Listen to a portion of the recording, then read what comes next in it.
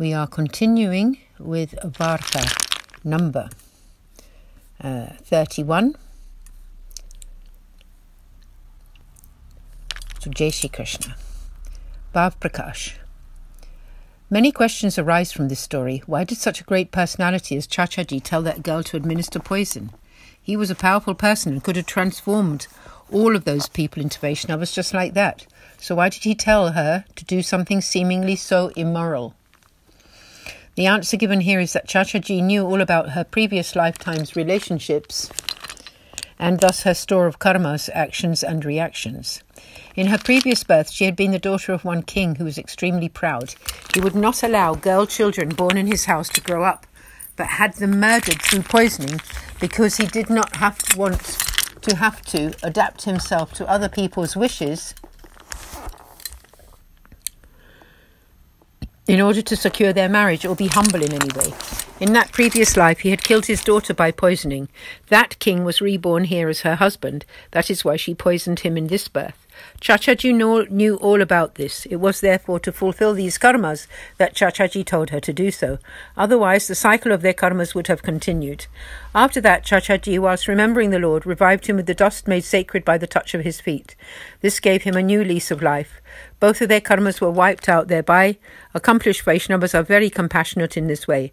They can wipe out births and births of accumulated karmas in 1 second. Part 1 continued. Then Harivamsji told them all to go and bathe and dress in fresh clean clothes and come back to him together with that man, so that he might initiate them all as Vaishnavas. They all went and bathed and came back to Harivamsji, requesting him to bless them by initiating them. It is by your grace that this man is alive. You are a very great saintly person.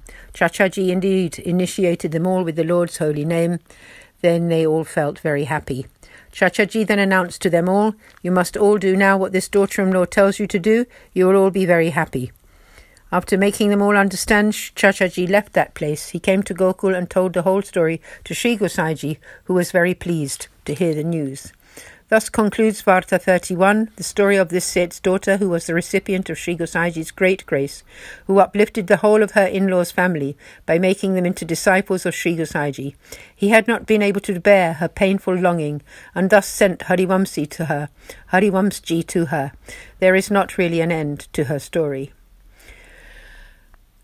Continuing with Varta 32, the story of one potter from Gujarat.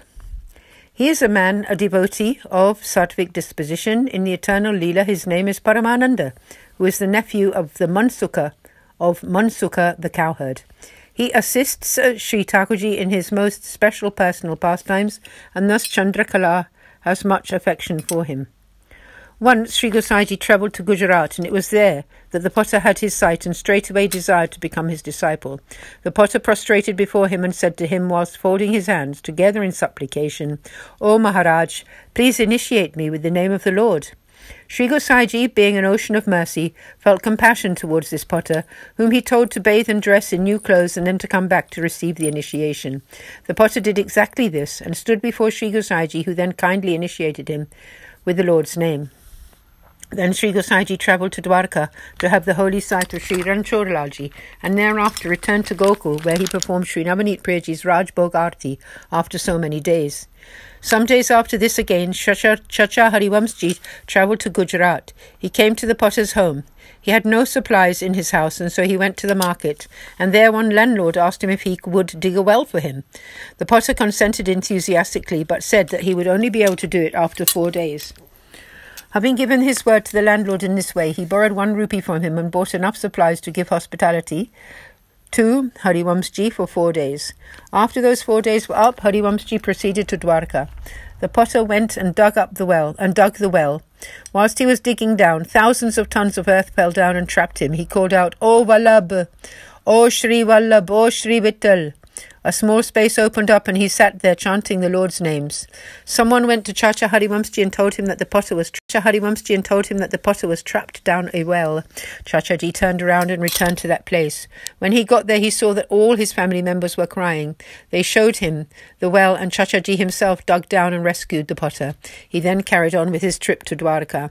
Bhav Prakash.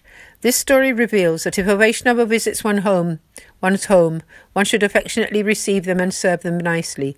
If one does not have enough money, one can even borrow some to be able to give the hospitality. One should not deny the hospitality, because it is with the blessings of such accomplished Vaishnavas that a soul is delivered and happy.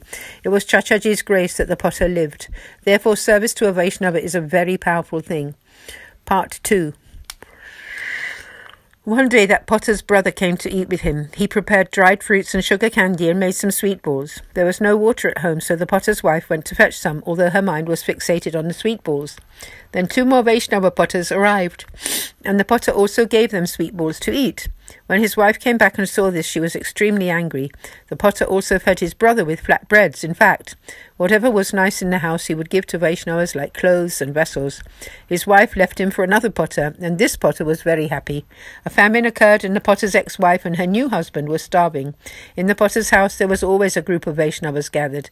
The ex-wife came there and fell at the potter's feet, asking him to take her back. He denied her access inside, but said that she could stay outside and receive regular prasad. Bhav Prakash. This is because the potter's wife was opposed to his righteous path.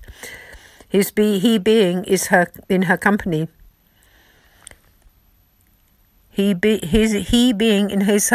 the potter's mind could be corrupted.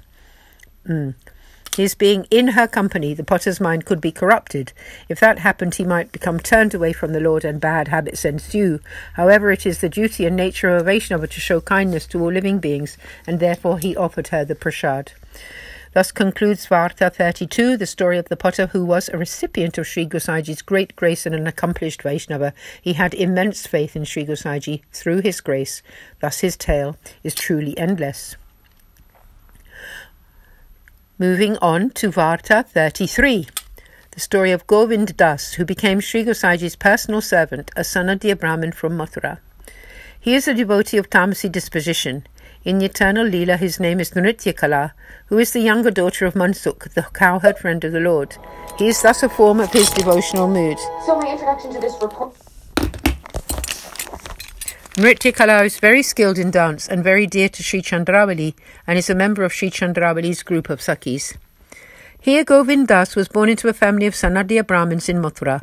When he reached the age of 20 or 25, he became very attracted to worldly performances and prostituted dancers and singers. He loved to attend their shows. After some time watching these shows, he learnt how to dance. He also began to sing. His dance skills developed to where anyone who saw his dance became enchanted. Soon he became famous. One day Sri Gosaji came to Mathura. Someone told Govind Das that Sri Gosaji had come and told him where he was staying. They told him that Sri Gosaji was fond of musical arts. Govind Das went to have his sight and was stopped in his tracks by what he saw. Sri Gosaji advised him, "You should show your dance to Sri Navneet Priyaji." At that moment, the curtains of Sri Navneet Priyaji's temple opened for the holy sight of his adornment. Govind Das began to dance for the Lord. As he danced, he became totally absorbed in the Lord's loving mood, and Sri Navneet Priyaji then gave him the transcendental realization of his true form. Witnessing this, Govind Das fainted. Then the curtains were closed. Sri Gosaji called out to Govind Das, "Get up! From now on you will always be blessed with this kind of vision of the Lord." Govind Das stood up and begged Sri Gosaji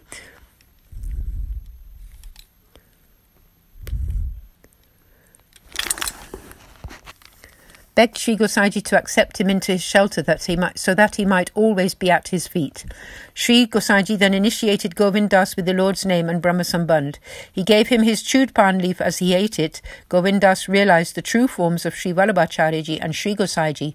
Govind Das composed songs about Sri Acharyaji, which pleased Sri Gosaji very much. Then Sri Gosaji blessed Govind Das with his personal service.